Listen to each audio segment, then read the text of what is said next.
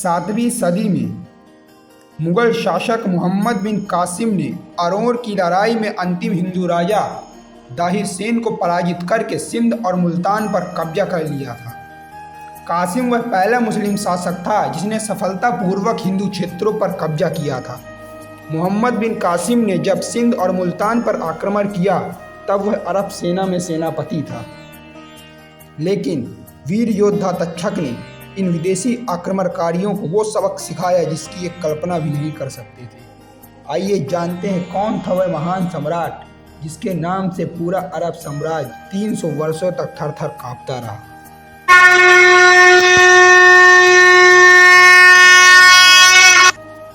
मोहम्मद कासिम के नेतृत्व में जब अरब सेना ने सिंध पर आक्रमण किया तब तक्षक मात्र 8 वर्ष का था।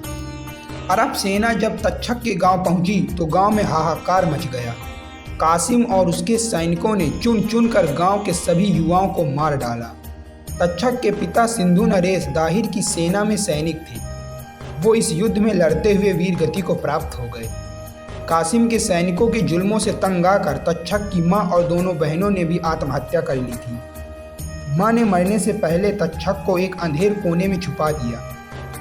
कासिम के सैनिकों के जाने के बाद तक्षक ने जब भूमि पर मृत पड़ी मां और दोनों बहनों के चेहरों को देखा तो उसी समय उसने प्रतिज्ञा खा ली कि वह एक दिन इन विदेशी आक्रमणकारियों का सर्वनाश कर देगा।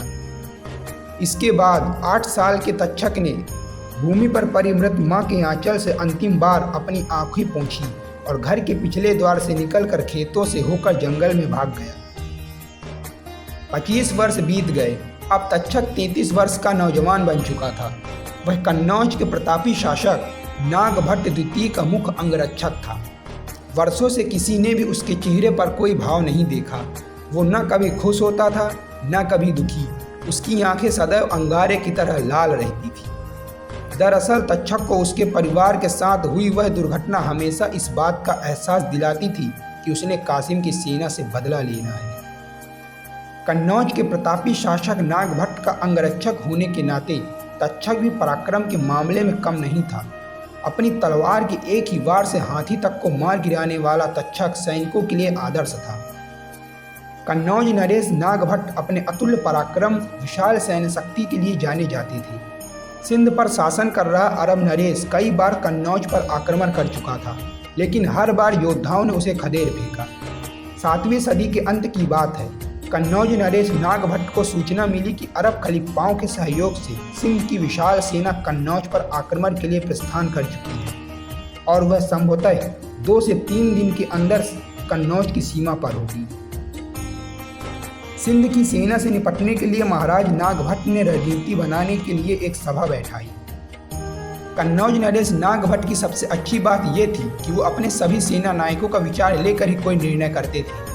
आज भी इसी सभा में सभी सेना नायक अपना विचार रख रहे थे। अंत में तक्षक उठ खड़ा हुआ और बोला, महाराज, हमें इस बार दुश्मन को उसी की शैली में उत्तर देना होगा। महाराज ने ध्यान से अपने इस अंगरक्षक की ओर देखा और बोले, अपनी बात खुलकर कहो तक्षक, हम कुछ समझ नहीं पा रहे हैं। इसके बाद तक्षक ने कहा, महाराज, अरब सैनिक महाबर्बर हैं। सनातन नियमों के अनुरूप युद्ध के हम अपनी प्रजा के साथ घात ही करेंगे। उनको उन्हीं की शैली में हराना होगा। महाराज के माथे पर लकीरें उभर आई और बोले, किंतु हम धर्म और मर्यादा नहीं छोड़ सकते। तक्षक ने कहा, मर्यादा का निर्वाह उसके साथ किया जाता है जो मर्यादा का अर्थ समझते हो। ये राक्षस है महाराज, इनके लिए मासूमों की हत्या और बलात्कार ही धर्म है, लेकिन ये हमारा धर्म नहीं। राजा का केवल एक ही धर्म होता है और वह है प्रजा की रक्षा करना। देवल और मुल्तान का युद्ध याद करें, जब कासिम की सेना ने दाहिर को पराजित करने के पश्चात प्रजा पर कितना अत्याचार किया था। महाराज, यदि हम पराजित हुए तो बर्बर अत्याचारी अरब सैनिक की हमारी स्त्रियों, बच्चों और निरीह प्रजा के साथ न जाने कैसा व्यवहार करेंगे। महाराज ने एक बार पूरी सभा की ओर निहारा। इस दौरान सबका मौन तक्षक की तर्कों से सहमत दिख रहा था। इसके बाद महाराज अपने मुख्य सेनापतियों, मंत्रियों और तक्षक के साथ युद्ध रणनीति के लिए गुप्त कक्ष की ओर चल दिए। अगले दिन कन्नौज सेना तक्षक के नेतृत्व में युद्ध के लिए सीमा की ओर निकल पड़ी। आधी रात्रि बीत चुकी थी। अरब सेना अपने शिविर में निश्चिंत सो रही थी। अचानक तक्षक के संचालन में कन्नौज की 1/4 सेना अरब शिविर पर टूट पड़ी। सिंध सेना को किसी हिंदू शासक से रात के समय आक्रमण की कोई आशंका नहीं थी। इससे पहले सैनिक उठते, सावधान होते और हथियार संभालते। इससे पहले ही तक्षक और उसकी सेना ने गाजर मूली की तरह उनको काट डाला। इस दौरान तक्षक का सौर अपनी पराकाष्ठा पर था। वह अपनी तलवार चलाते जिस दिशा में निकल पड़ते उधर भूमि पर शवों से पट जाती थी। सूर्य उदय से पहले ही अरबों को 2/3 सेना मारी जा चुकी थी।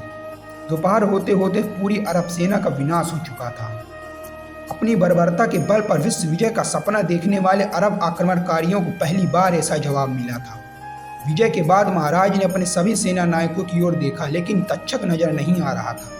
इसके बाद सैनिकों ने युद्ध भूमि में खोज की तो देखा कि अरब सैनिकों के शवों के बीच तक्षक मृत पड़ा है। उसे शीघ्र ही उठाकर महाराज के पास लाया गया। कुछ क्षण तक इस अद्भुत योद्धा को निहारने के पश्चात महाराज नागभट्ट आगे बढ़े और तक्षक के चरणों में अपनी तलवार रख उन्हें प्रणाम किया। इस तरह से वीर योद्धा तक्षक ने अपने शौर्य, कौशल और बुद्धि से कासिम और उसकी सेना को खत्म कर हिंदुस्तान की रक्षा की थी। तक्षक ही वो वीर योद्धा थे जिसने सिखाया कि देश और धर्म पर आक्रमण करने वालों से कैसे निपटा जाता है।